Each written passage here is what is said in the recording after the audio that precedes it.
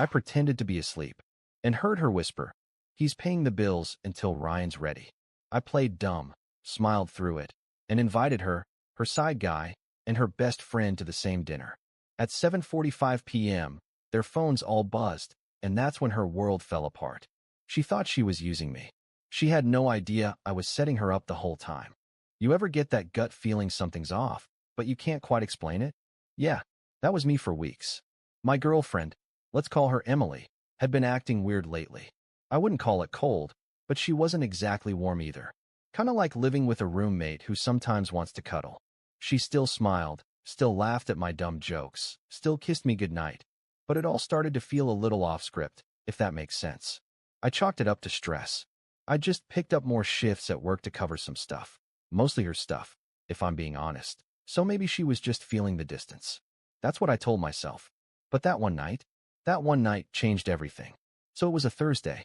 I remember that because Thursdays were usually our night. Order in, dumb rom-com, maybe a little something before bed. But that night she wasn't really in the mood for any of it. Barely touched her food, scrolled on her phone, and when I suggested a movie, she just kinda shrugged and said, "I'm tired. Let's just go to bed." All right, cool. No problem. I was tired too. We got in bed, lights off, and I lay there for a while, thinking. You know how your brain starts racing the second you're trying to fall asleep? Yeah, that was me. I could hear her breathing, soft and slow, like she was already asleep. But maybe 20 minutes in, I hear her phone buzz. She doesn't move for a second, probably checking if I'm out cold. I keep my breathing slow, steady. I'm not gonna lie, I was kinda curious. Something about the way she moved just set off my radar. Then I feel her shift beside me, super slow, like she's trying not to wake me. She grabs her phone off the nightstand and quietly slips out of bed.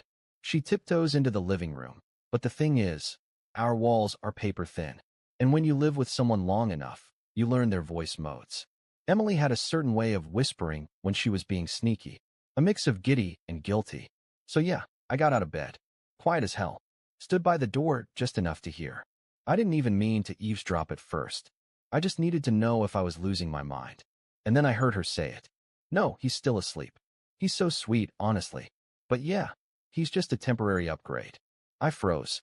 She laughed, like full-on giggled. I know, right? I swear it's almost too easy. Like, he thinks I'm gonna move in with him long-term. Babe, please. I'm just stacking a few things and once Ryan's ready, I'm out. Ryan. Who the hell is Ryan? I couldn't move. Couldn't breathe. You ever stand so still your own heartbeat feels loud? That was me. Standing there in the dark, listening to my girlfriend tell her friend how I'm just a stepping stone. A little cash cow. A placeholder. She kept talking like I wasn't even real. He still pays for everything. I just told him I'm behind on some student loans. LOL. He offered to help without me even asking. I did. I really did. I covered her car note. Her half of the rent. I even paid off some credit card things she said was emergency vet bills. But apparently, I was just a walking wallet. No, we don't even do it that much anymore. He's kind of clingy, but I just act tired. Works every time.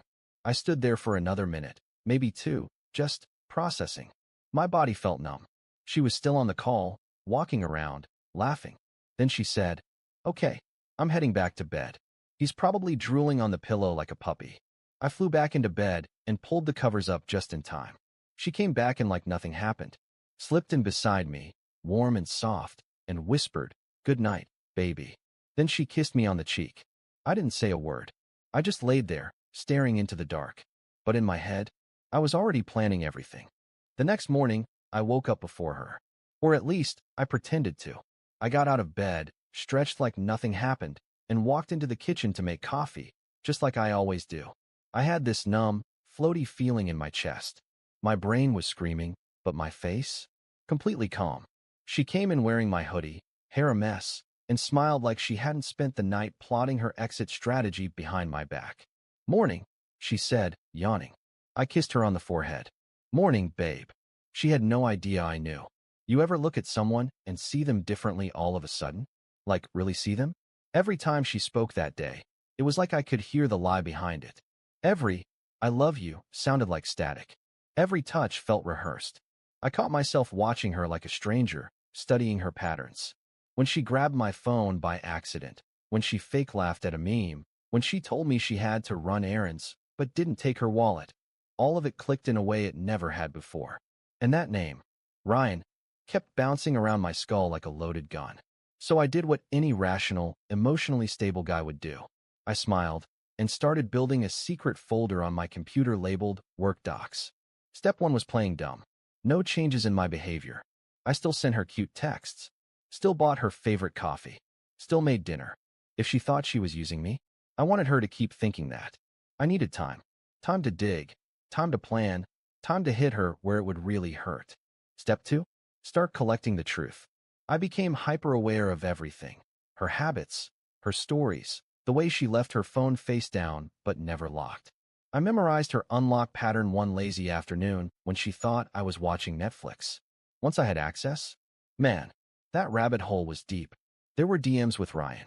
Flirty, gross, obnoxious stuff. The kind that made my stomach flip. Can't wait till we don't have to pretend anymore. He's still paying for my stuff. I'll squeeze what I can before the move, lol. Squeeze what she can. From me? There were Cash App requests to her cousin that weren't her cousin. There were photos, ones she'd taken in our apartment, in my hoodie, but sent to someone else. There were emails, plans, looking at apartments. With Ryan. I copied it all. Screenshots, voice memos, even screen recordings while I scrolled. I created backups, encrypted the folder, and kept it on a hidden drive. This wasn't just a breakup moment anymore. It was a freaking operation. And then, just when I thought it couldn't get worse, she gave me the best gift ever. She said we should celebrate our anniversary soon. Let's do something special, she said, eyes all wide and innocent. Like a fancy dinner. You choose. Oh, I'll choose, all right. I booked the table that night. Not just for me and her, but for me, her best friend, and Ryan. They didn't know yet. But soon, they were all going to be at the same table. And the menu? Revenge. Served cold. So after Emily floated the idea of an anniversary dinner, all smiles and butterflies, like she wasn't literally lining up a new guy behind my back, I told her, yeah, let's do something big this year. She looked surprised, honestly, like she didn't expect me to care that much. I think she was already mentally packing her bags. Probably figured this would be our little final chapter before she dipped out and moved in with Mr. Sidepiece. But I had other plans. I made the reservation at this upscale restaurant downtown. Real slick place, white tablecloths, waiters in black vests, one of those joints where the menu doesn't show the prices, which is code for, you're going to suffer financially. But for this, worth every penny. I picked a Saturday night, a little over a week out. Gave myself just enough time to put the final pieces in place. While Emily was at yoga, aka doing God knows what with Ryan, I was in my villain arc. First thing I did was track down Ryan. No, not in real life. I wasn't about to roll up on him like some jealous boyfriend. Nah, too obvious, too risky. I made a fake account. Generic name, 0 posts, default profile pic. Slid into his DMs posing as a potential roommate for one of the places he was looking at. Thanks to Emily's email threads, I already knew the neighborhoods, dates, even one specific unit number. We chatted a bit. I made sure to drop Emily's name casually, like, hey, is this the place you're moving into with that girl, Emily? He replied, haha yeah, just waiting for her lease to end. You know how it is. Gotcha. Confirmed. Official. No speculation. Ryan was in on it. Next target, her best friend, the one from the FaceTime call. Now this part. It took finesse. I messaged her from another fake account. This time, pretending to be someone who knew Emily from work and wanted to plan something special for her. Claimed we were doing a surprise thank you dinner for Emily and her close ones for helping with a project. Total nonsense. But I knew this girl loved attention and free wine. She bought it. Sent me her email. RSVP'd faster than you could say snake. Now all 3 of them were coming to the same dinner. They just didn't know they'd be meeting each other. Now the last piece, the delivery system. See, I wasn't just going to sit there and say, gotcha, and drop a dramatic speech. That's weak. Too short-lived. No, I wanted lasting damage. Psychological fireworks. Something they'd remember every time their phone buzzed. So I put together a shared Google Drive folder called The Truth. Inside, screenshots of texts between Emily and Ryan. Bank statements she used for shady stuff. Photos she sent him from our apartment. A screen recording of her whispering that temporary upgrade line. A spreadsheet labeled every lie she told me. I scheduled it to be emailed to all three of them mid-dinner. 7:45 p.m. sharp. Each of them would get a notification at the same time. Each of them would open that link at the table. And I'd be sitting right there, sipping wine. And just to twist the knife, I bought her a necklace. Something small, but expensive looking. Wrapped it in a velvet box. Wrote a little note that said, "For our last anniversary together. You earned it." I couldn't wait to watch her open it. That week, I was on Oscar-winning performance mode. Sweet texts. Surprise coffee. Told her how grateful I was. Said I couldn't wait for our special night. And she ate it up. She even posted a little story like, "Can't wait for Saturday, I have the best man ever." You sure do, sweetheart. At least for now. Saturday night. She walked out of the bedroom looking like she was about to accept a marriage proposal. Hair curled, heels on, black dress I bought her for her birthday. Yeah, that one. "How do I look?" she asked, spinning slightly. I smiled like a proud boyfriend. "Perfect. Let's make this a night to remember." And oh, it would be. We got to the restaurant around 7:15 p.m. I was nervous, not gonna lie, but not the usual kind. I wasn't scared of what might happen. I was hyped for what would. The hostess led us to the table. A beautiful four-top, white cloth, little candle in the middle. I told Emily I invited two of my co-workers who helped me with a project, and they'd be stopping by later to toast with us. She bought it, smiled, nodded, asked if she should act professional. I said nah, just be herself. Please, just be yourself. At 7:28 p.m., her best friend walked in. You could see the flicker of confusion on her face when she spotted us. She tried to play it cool, but her smile stuttered when she saw Emily. Emily blinked, obviously not expecting her. "Wait, what are you doing here? Didn't you say this was for work?" her friend said, still playing dumb. I jumped in quick. "It is. You're both part of it, don't worry. Just sit. Relax." Emily laughed it off awkwardly. Probably thought I was setting up some weird group surprise or trying to impress her with networking. She had no idea what was coming. 7:34 p.m. Right on cue. Ryan walks in. You know that look someone gets when their soul leaves their body for a sec? That was Emily. Straight panic.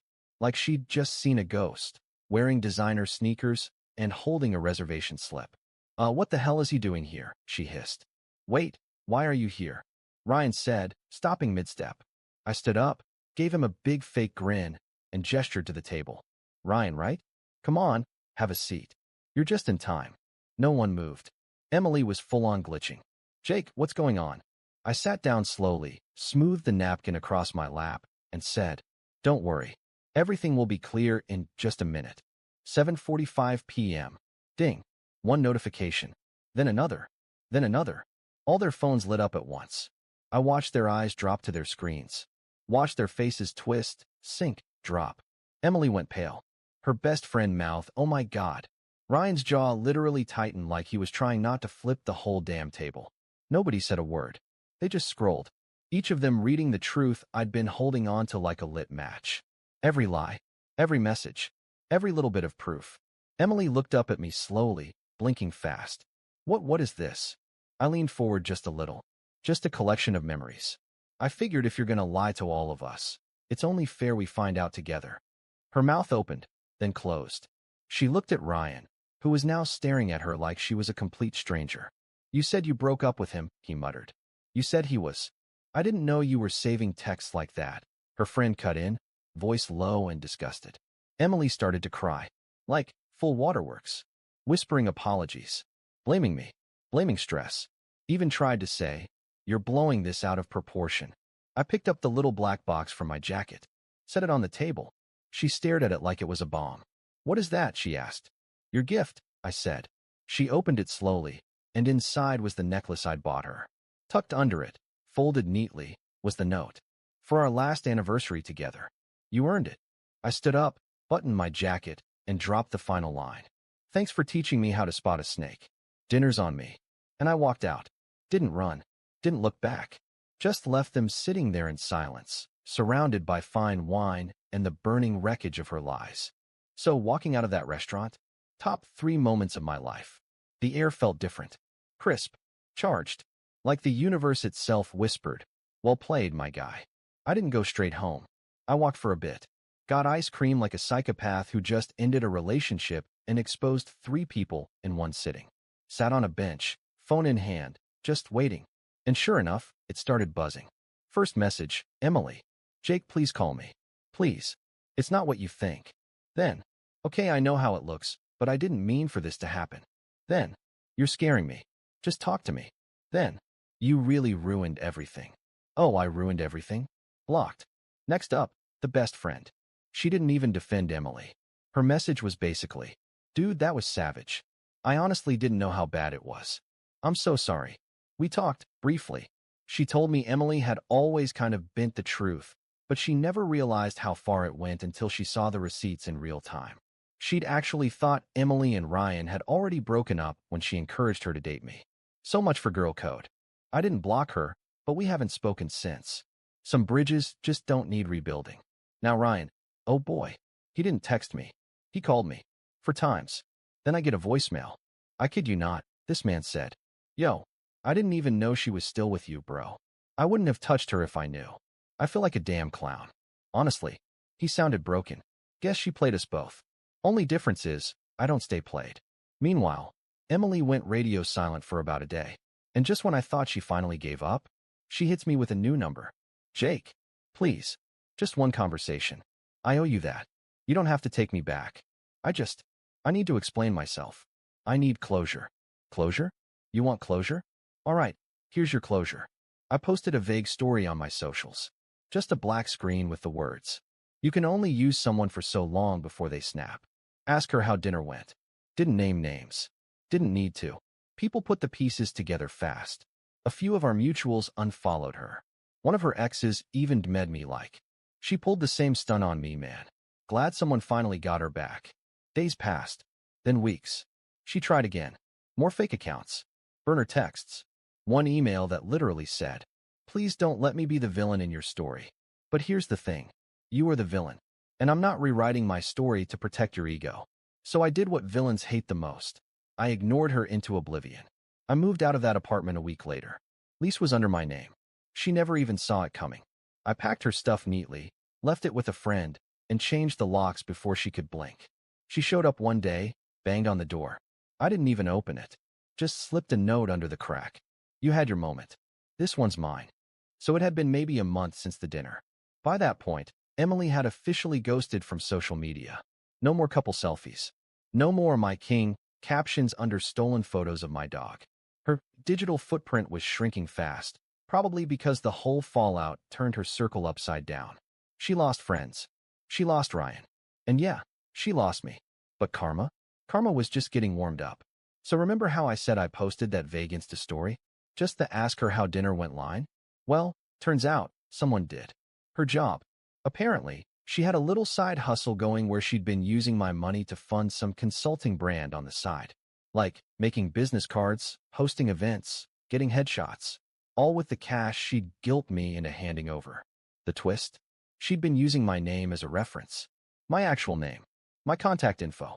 She told people I was her co-founder. So when all this blew up and people started connecting dots, someone in her small business circle reached out to me, curious about the drama. Hey, man, weird question. Are you still working with Emily on that project? Saw something online. I responded with pure facts. I was never working with her. I was just the guy paying for everything while she cheated on me. He left me on read. The next day, she got dropped from 2 networking groups she was part of. One even made a post about values and honesty in leadership. I didn't even have to lift a finger. But wait, it gets better. A few weeks later, I get tagged in a TikTok. Yeah, a TikTok. Some girl posted a story time about her friend who got humiliated at a fancy dinner after getting exposed for cheating on her boyfriend. And someone in the comments literally said, bro, this sounds like that Emily girl from our city. I heard she was Wildant. Her name was never mentioned in the TikTok. Didn't need to be. That's when I realized her reputation wasn't just dead. It was being buried. By the internet. By her friends. By people who had no idea who I even was. Just that she was that girl who got roasted over steak and wine. As for me, I got my piece. And then some. I moved into a better place, got my finances in order, and even started seeing someone new. Slowly, carefully, but honestly this time. And guess what? She pays for her own coffee. Last I heard, Emily moved to a different city. New job, new name on socials, trying to hit reset. But no matter how far she goes, she'll always remember that one dinner. That one night she thought she had it all, until her temporary upgrade turned out to be the final boss. TLDR? She whispered about using me while I pretended to sleep. I smiled, waited, and watched her burn everything down, with a little help from Karma and a Google Drive folder. Thanks for reading, Reddit. Revenge doesn't always have to be loud. Sometimes, the best revenge is just letting them watch you leave with a smile.